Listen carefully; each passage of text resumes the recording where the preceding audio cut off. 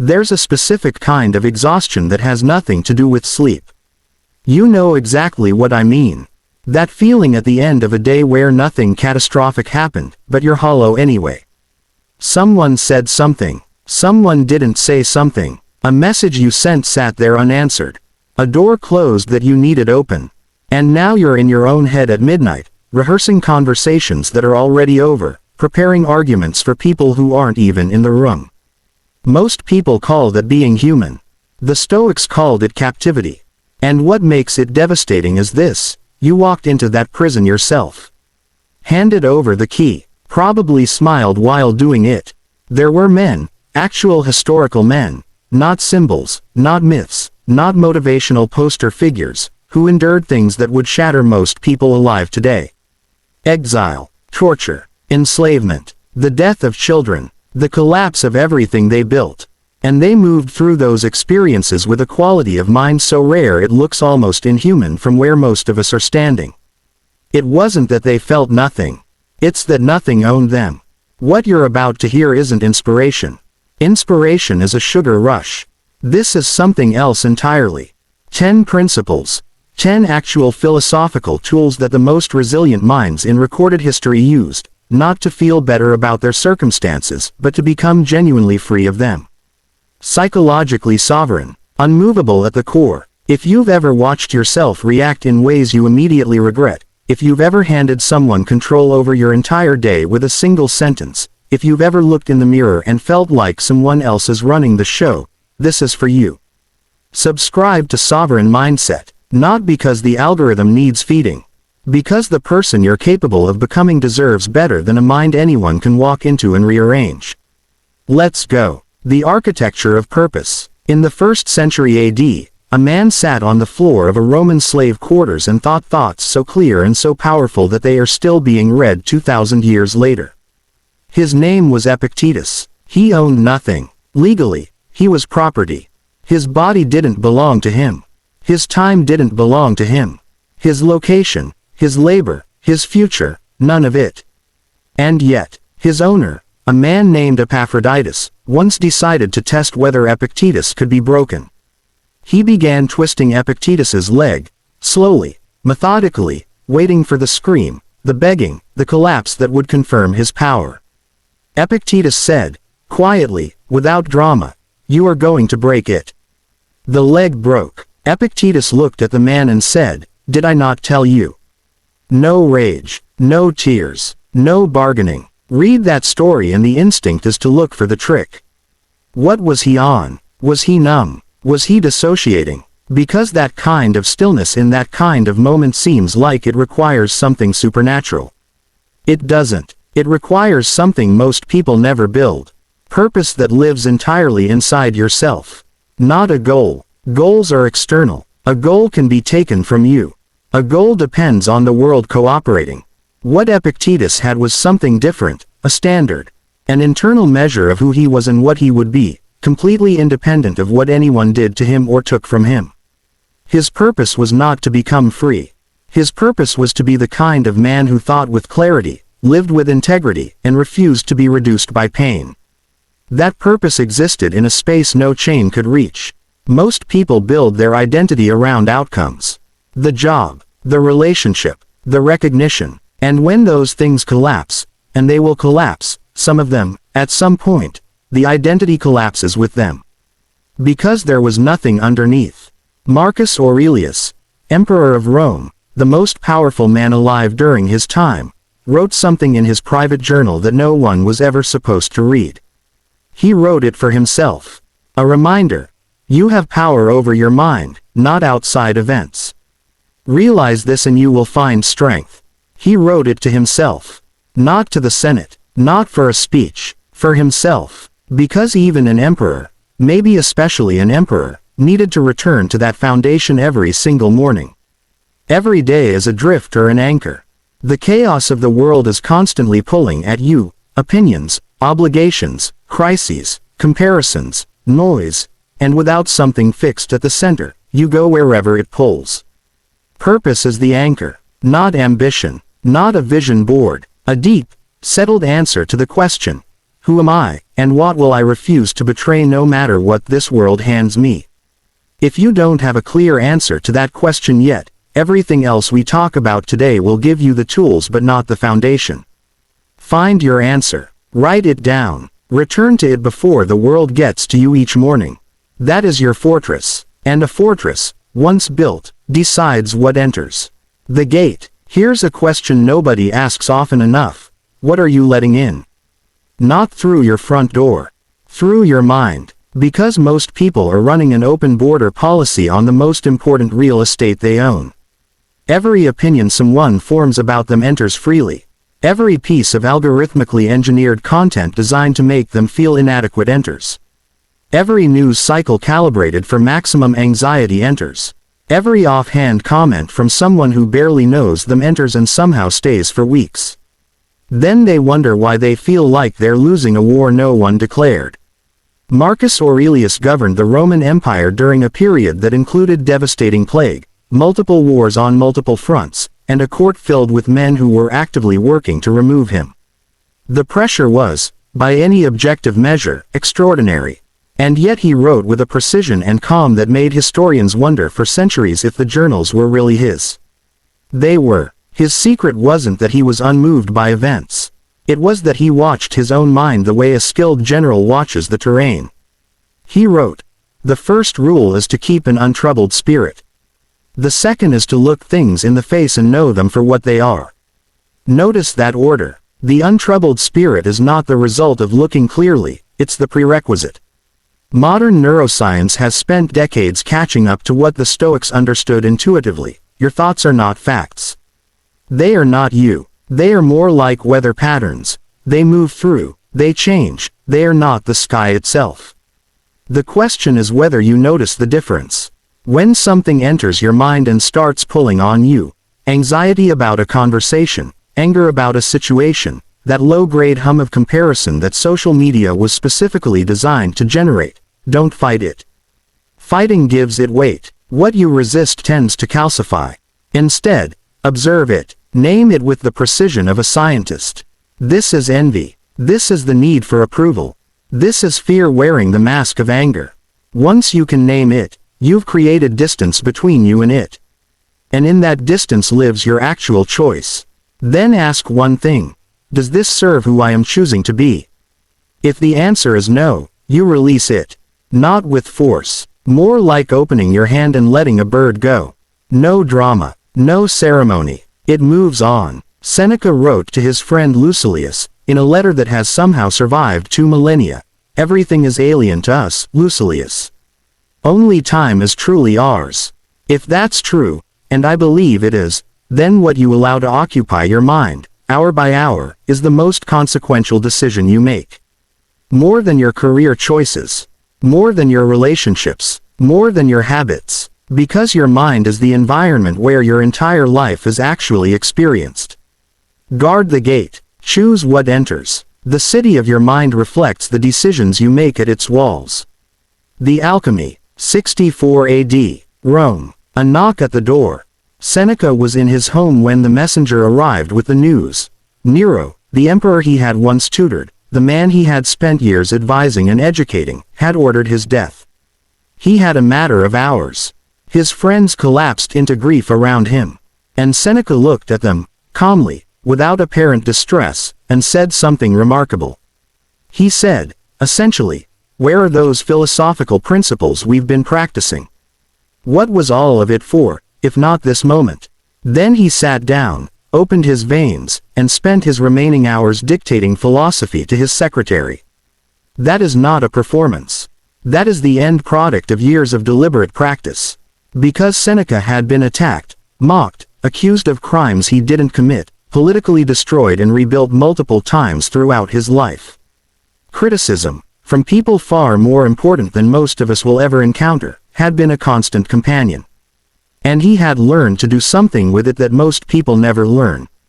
He alchemized it. Epictetus taught this with his usual bluntness. He said, if someone tells you they've been speaking badly of you, instead of defending yourself, consider saying, he clearly doesn't know about my other faults. He would have mentioned those too. That sounds like sarcasm. It isn't. It's a profound operating principle. When criticism arrives at your door, you have two genuine options. First, examine it honestly. Is there truth here? If yes, this is information. This is raw material. You take it, you use it, you become better. The person who criticized you just gave you something valuable and probably didn't mean to. Second, find nothing in it that's actually true. And if that's the case, understand what criticism without foundation actually is. It's the other person's interior life wearing your name. Their fear, their inadequacy, their failure, dressed up as an observation about you. It has nothing to do with you. Genuinely nothing. Either way, you win. Either you grow, or you remain untouched. There is no losing scenario, unless you collapse at the first sign of disapproval, which is what most people do. The deeper wound here is this. Most people hand their self-worth to whoever is speaking about them loudest in any given moment. That is outsourcing the most important evaluation in your life to people who don't know you, don't love you, and have no stake in your future. Build your own standard. Evaluate yourself against it daily. Hold yourself to it with more rigor than you hold anyone else to anything. And then let the world form whatever opinions it wants. You are not governed by popular vote. When someone wrongs you, let me say something that might be uncomfortable. The person who betrayed you, the one who took something from you, who humiliated you, who quietly destroyed what you built, they didn't wound your character. They couldn't. They didn't touch your intelligence, your worth, your capacity for what comes next, or your soul. They did something in the physical world. They made sounds with their mouth or movements with their body. The wound, the actual wound, you built yourself. In the space between what happened and what you told yourself about it. That is not minimizing what happened. That is locating the real power. Marcus Aurelius was betrayed by generals he trusted. Undermined by senators who smiled at dinner. Watched people he respected choose ego over empire. And he wrote, in a journal, to himself, privately, something that has survived 18 centuries because nothing has surpassed it. The impediment to action advances action. What stands in the way becomes the way. This is not a coping mechanism. This is a complete reorientation of how reality works. When someone offends you, there is a moment, brief, almost invisible, between what they did and how you respond. Most people treat that gap like it doesn't exist. They respond immediately, automatically, predictably. And in doing so, they hand that person control of their next hour, their next day, sometimes their next month. The Stoic practice is to make that gap real. To actually pause. 2 seconds is enough. And in that pause ask one question. What is the most powerful response available to me right now? Not the most emotionally satisfying. Not the one that would feel good for approximately 45 minutes and then hollow you out. The most powerful. Epictetus wrote something that sounds simple until you sit with it long enough. He said, men are disturbed not by things which happen, but by the opinions about the things. The offense didn't originate with them. It originated in the meeting between their action and your interpretation. Change the interpretation. Not in a naive way, not in a pretend nothing happened way, but in a genuinely philosophical way, and the offense begins to dissolve. What if this person is operating at the very edge of their capacity for awareness and this is genuinely the best they could do? What if this situation, as painful as it is pulling you away from something that was keeping you smaller than you should be? What if the wound is showing you something about yourself you needed to see? These are not comforting lies. They are legitimate questions, and asking them instead of feeding the narrative of injury is not weakness. It is the most disciplined, most demanding, most courageous work a human being can do. The Stoic doesn't pretend they weren't hurt. They transform what hurt them into something useful. That is the difference between someone who was shaped by their experiences and someone who was reduced by them. The prisons you built, somewhere around the age of 8, you started forming beliefs about what you're allowed to want, who you're allowed to be, what kinds of mistakes make you permanently unworthy. You got those beliefs from the world around you, from people who were doing the same thing you were doing, just further along in the process. You've been living inside some of those beliefs ever since. Fear and shame are not emotions that arrive from outside. They are architectural. They are structures. And most people never examine the walls because they've confused the prison for the landscape.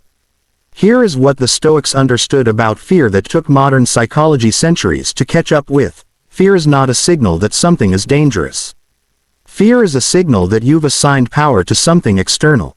When you're afraid of rejection, what you've actually done is decided that another person's assessment of you carries more weight than your own. When you're afraid of failure, you've decided that outcomes matter more than character. When you're afraid of death, and Seneca wrote about this at length, practically obsessively, you've decided that the loss of time is somehow worse than wasting it. Seneca wrote, "Consider how much time has already been consumed." The Stoics practiced something called memento mori, the deliberate, daily contemplation of their own mortality. Not in a dark way, not as nihilism, as a clarifying tool. When you hold in mind that this day will not return, that this life has a number attached to it that you will never know, the petty humiliations begin to scale appropriately. Someone's opinion of you, measured against the reality of your own death, becomes almost absurd. You are going to die anyway. Why spend the years between now and then in a structure built from other people's projections? Shame is more insidious than fear because shame locates the problem in you, not in the action, not in the circumstance, but in your essential nature. It whispers that you are the mistake, not that you made one. And that whisper, if left unexamined, can run an entire life. The Stoic answer is clean and uncompromising. You are not your past choices. You are your present ones. Every moment is a new trial. The verdict is not fixed. Marcus Aurelius wrote, for himself, to himself, in his private journal, "Waste no more time arguing about what a good man should be. Be one." The shame releases when you stop defending who you were and commit, not gradually, not eventually, right now, to who you're becoming. Not as a future project, as a present decision, made now, and now, and now again. That is the door out of the prison. It was never locked. Rehearsing the worst. This one will feel counterintuitive. It will feel like pessimism to people who haven't thought carefully about what optimism actually costs. The Stoics practiced something they called premeditatio malorum, the premeditation of evils. Every morning, deliberately, they would consider what might go wrong that day. A relationship might break, a project might fail, something they valued might be taken. They sat with those possibilities, not to dwell in dread, but to strip dread of its surprise. Seneca wrote, "Let us prepare our minds as if we had come to the very end of life. Let us postpone nothing." Modern culture has run hard in the opposite direction. Visualize success. Attract abundance. Think positive thoughts and positive outcomes will organize themselves around you. And the result of that mass experiment has been a generation of people who are uniquely fragile, who have not been to the bottom of the valley in their minds and therefore, when life takes them there in reality, feel entirely alone in a place they've never been. The Stoic has already been to the valley. In his mind, before breakfast, he has sat with the loss. He has felt the failure. He has looked at the worst realistic outcome and stayed in the room with it until the room stopped being terrifying. So when life delivers it, he is not panicking. He is walking a path he has already walked. It is familiar terrain. Marcus Aurelius faced wars he didn't start, plagues he couldn't control, the deaths of children he loved, the betrayal of men he trusted. He had prepared for all of it, not with optimism, which is another word for hope dressed up as strategy, but with clear, courageous, rational readiness. He wrote, "Never let the future disturb you. You will meet it, if you have to, with the same weapons of reason which today arm you against the present." Practice this. Before you sleep tonight, sit with the question, what is the worst realistic thing that could happen tomorrow? Not the catastrophic fantasy, the realistic possibility. Then stay with it. Don't run. Don't scroll away. Don't reach for comfort. Stay in it until the discomfort starts to settle. A mind that has already walked through fire does not burn the same way twice. The one thing no one can take. Two men, same storm. One is broken by it. One isn't. People spend enormous amounts of energy trying to understand that difference and attributing it to personality, or genetics, or luck, or faith. The Stoics had a different answer, and it is both more demanding and more liberating than any of those explanations. The difference is the response. Epictetus said it, bluntly, without decoration, and it has not been improved on in 2,000 years. It's not what happens to you, but how you react to it that matters. People call that a platitude because they've heard it at some motivational seminar sandwiched between commercial breaks. But read it like a philosophical statement about how reality actually functions. Every event in your life is morally neutral. It has no inherent meaning. It has no inherent direction. Your response is what assigns it both. A job loss is not a tragedy. Your response to it determines whether it becomes one or becomes the beginning of something better. A diagnosis is not a sentence. How you meet it writes the remaining chapters. A rupture in a relationship is not the end of the story. Your response to it is the next paragraph. The Stoics had a word for this capacity, proheresis. The power of deliberate choice over your inner life. Epictetus said this was the only thing a human being truly and completely owns. Not reputation, not wealth, not even health, but the response, that is yours. No circumstances can reach it. No person can take it. No amount of pressure or loss or betrayal can strip it from you without your cooperation. The next time something triggers you, and something will, probably soon, pause. Not for 30 seconds, 2 seconds. That's all the space you need. In those 2 seconds, ask not what you feel like doing but who you choose to be. That question, asked sincerely, in the heat of an actual moment, is the entire practice.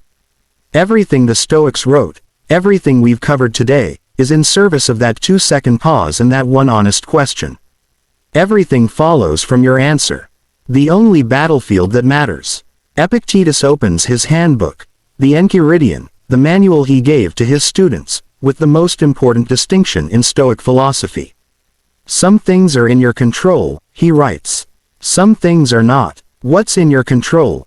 Your thinking, your values, your desires, your choices, your response. What's not in your control? Everything else. Read that list of what's not yours.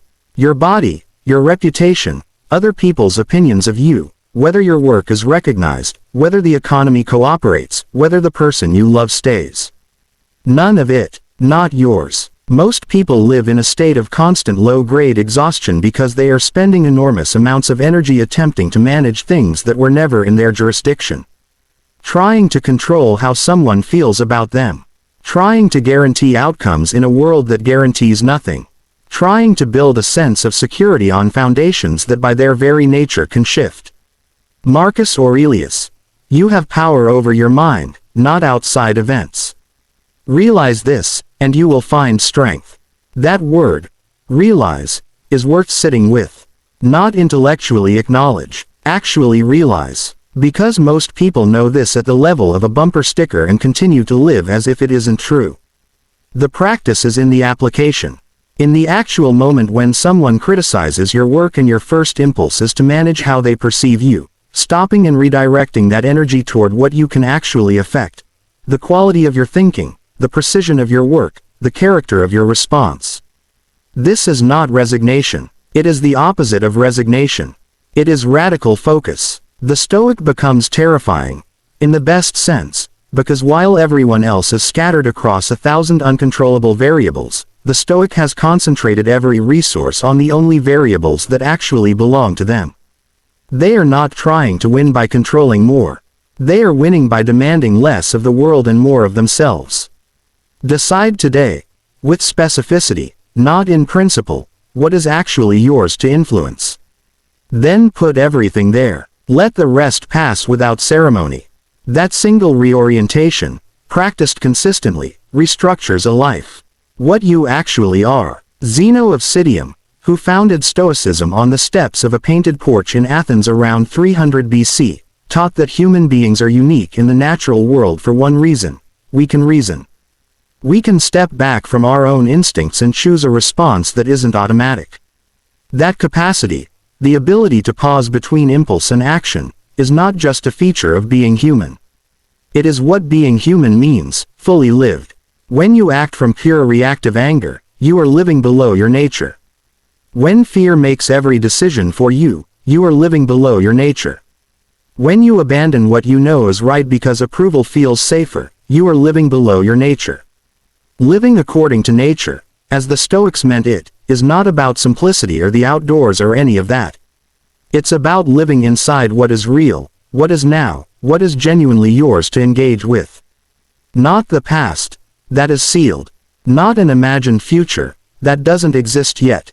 The present, this moment, this choice, this breath. Seneca wrote to Lucilius, "While we delay, life passes." Think about how much of your life has been spent mentally somewhere other than where you actually were. Reliving conversations from 3 years ago. Pre-living disasters that never arrived. Waiting for conditions to be right before actually starting. Rehearsing a version of yourself you haven't become yet while standing still in the one you have. Every moment you spend not living in accordance with what you actually are, rational, purposeful, capable of something more than reaction, is a moment that does not come back. Come back to where you are. Not as a meditation exercise. As a life philosophy. As the bedrock decision that everything else gets built on. This moment is not a placeholder on the way to something else.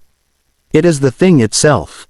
The Citadel. We arrive somewhere specific. The philosopher Pierre Hadot, who spent his academic life studying Marcus Aurelius more carefully than perhaps anyone in the 20th century, gave a name to what he found at the center of Stoic philosophy. He called it the inner citadel. A citadel is a fortress within a fortress. The last place. The position that does not fall even when everything outside it has. The core that holds when nothing else does. Marcus Aurelius described it this way. Nowhere can man find a quieter or more untroubled retreat than in his own soul. That is the destination, and I want to say something about it clearly, without romanticism. There is a place inside you that cannot be reached by any person, any circumstance, any outcome, any loss, any disease, any betrayal. It exists now. It has always existed. Most people never find it not because it's hidden but because they've never stopped moving long enough to look. Every principle we've covered today is a path toward it. Every time you guard what enters your mind, you are building the wall. Every time you choose your response instead of surrendering to your reaction, you are fortifying the gate. Every time you sit with the worst realistic outcome until the fear subsides, you are drilling the defense. Every time you release what was never yours to control, you are clearing the terrain around you so nothing can approach unseen. This is not built in a revelation. It is built in moments. Specifically in moments like the one you're in right now, where you hear something true and instead of simply feeling it, you decide to use it. Epictetus, the man with no legal freedom, with a broken leg, with no possessions, said something in his later years that stopped his students in their tracks. He said he rejoiced. A man who, by every external measure, had nothing. He rejoiced, because he had found the only thing that cannot be confiscated, and having found it, understood that everything else was comparatively irrelevant. That is available to you. Not at the end of some long process. Through the practice you begin with the next choice you make. The citadel is not somewhere you arrive. It is something you build, brick by brick, in ordinary moments, most of which no one will ever see.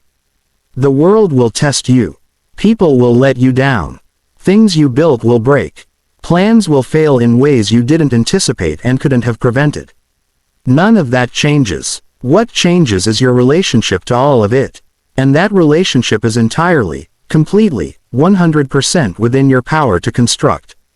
Marcus Aurelius ruled an empire. Seneca walked into his final hours without flinching. Epictetus sat with a broken leg and remained unbroken where it actually mattered. They realized something. Now it's your turn. Which of these 10 principles did you need most right now, and why? Leave it below. Not as a performance. As a record for yourself of where you actually are and what you're actually working on. The comment section here isn't a stage.